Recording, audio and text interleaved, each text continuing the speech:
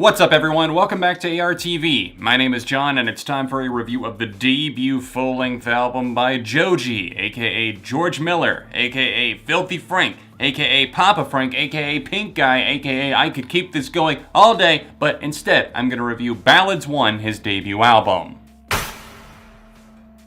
Almost exactly a year before Joji unleashed his debut album Ballads 1, he put out the In Tongues EP, which I really just didn't vibe with at all. It didn't click for me. I felt like he was trying to strain himself into the singer, trip-hop, lo-fi feed without really having the chops to back it up. The songs on there kind of felt weak, and I really didn't like his vocal style, and I actually ended up avoiding the EP altogether by just not even reviewing it. So, fast forward 1 year, I feel like I maybe warmed up to his style a little bit more, but with this new album, I really feel like he's doing things a lot better and more efficiently. It's really interesting to get to know Joji, George Miller. I feel like the real person instead of just Pink Guy or whatever other persona he was portraying. With Joji, he's quite open and quite frank with the way that he presents his music, and you can actually hear this time around on Ballads 1, I feel like a little bit more depth. It's like last time around the submarine was up at water level still, and this time he's actually diving, ironically enough because last time he was shown underwater in the EP cover. I would say that musically, Ballads 1 would still fall under the category or the broad umbrella of trip-hop, still some lo-fi elements being used in the recording process. Joji will normally take a song to the studio, start trying to write it right there in the moment. Maybe he plays on his iPhone a little piano sample, or maybe he does it in the studio, chops it up, places them in the track list later. And this time around, I think that technique paid off for him because we do get a little bit of an experimental vibe on some of the tracks. I like the fact that he brings in guitar on some of these moments, like Why Am I Still in LA? And then we've got a really interesting closer in the form of the ukulele-based I'll See You in 40. There are some unique offerings here, and I like that. I also like the producers that he teamed up with, everyone from Shlohmo to Patrick Wimberly of the band Chairlift, which is unfortunately no longer active, but he produced the track Slow Dancing in the Dark, and the production there is immaculate. There's definitely some rattling trap beats on some of these songs. Yeah, right, you can hear them in the background. That was the first single. And also Test Drive, which is a very cool song. I like the way that he comes across so smooth and kind of carefree, but also definitely caring at the same time. The rattling bass and the hi-hats on that one, it's all well and good, but I suppose it feels a little bit generic. I just feel sometimes the production doesn't do enough to make it stand out, but on other cuts it really just kind of elevates the bar.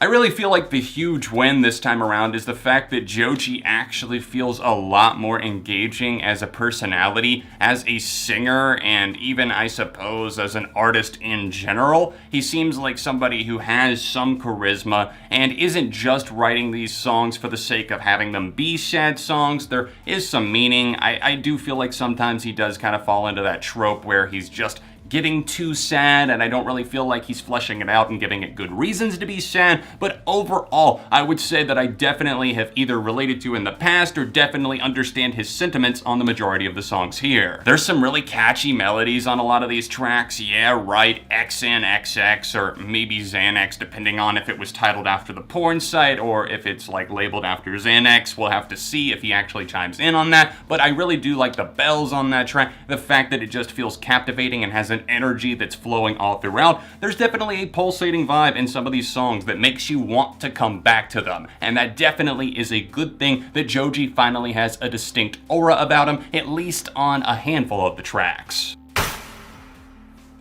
We've got to start off by talking about the excellent and kind of heart-stopping single Slow Dancing in the Dark, which I feel is easily the best thing that Joji has ever created under this moniker, under this project. It's a song that truly flourishes and lights up Joji to see what exactly he can do. The melodies are great here, the backing instrumental, and the fact that Joji feels like his voice is soaring without having too much auto-tune placed on it, and also it feels like he's not stretching stretching. Even he continues to do that on some of these other cuts here that I don't care for as much. Some of these ones like Come Through, where it really feels like he's just straining to get to that high register and there's no payoff. Slow Dancing in the Dark is the complete opposite of that, and like I said, this is a must-hear moment. Wanted You has some nice spliced up guitars thrown in the mix and actually has a pretty catchy hook to it, a kind of a bouncy instrumental on it if I don't say so myself. It's a fun tune to listen to, and it's talking about how he's wanted this girl forever and it seems like he's just starting to wake up and realize that. There's other cuts that definitely have their moments in terms of what I like about them, but overall I don't necessarily vibe with them. No Fun is one of those where it feels like maybe he's talking about some of his old days, maybe his old time on YouTube and the friends that he found there, although it just feels a little bit too safe and predictable, a little bit too like middle of the road, like trap or rap or whatever else people of that genre would try and pull off. Why Am I Still in LA, however, has a really intriguing part to it, although I don't like the falsetto vocals that just continuously kind of pound us over the head as it builds up to this.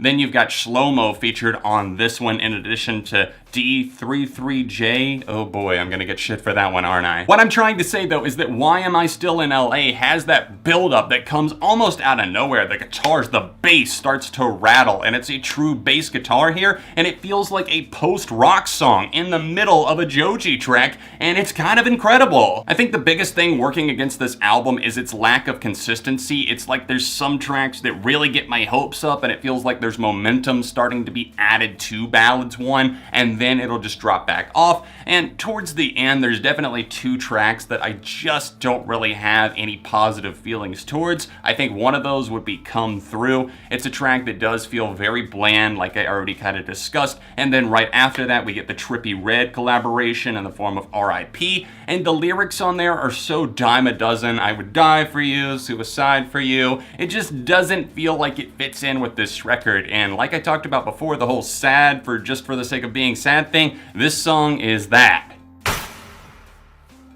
Ballads 1 definitely exceeded my expectations, although my expectations were already pretty low. I did hear and love Slow Dancing in the Dark, so that probably raised them up a bit, and that's definitely the best song on this project if you ask me. Probably one of my favorite songs of the year. But what do you guys think about Joji's debut full-length album, Ballads 1? Sound off your thoughts in the comment section down below. Me personally, I am going to rate this a light 3.5. Of course, this is all just my opinion, so let me know what you think. And of course, drop a like on this review. If you want to see other albums for me to tackle in the future, then you can always sound off with your request in the comment section down below. Other than that, if you would like to support the channel on Patreon, it would be great. It's the top link down below or else the annotation in the corner. There's been a lot of copyright bullshit going on right now, and a lot of my videos have been getting claimed and just dinged and suppressed by YouTube. It's a whole mess, so if you want to help out the channel, then click the link down below. A couple of recent videos here, and other than that, I'll see you soon for more on ARTV.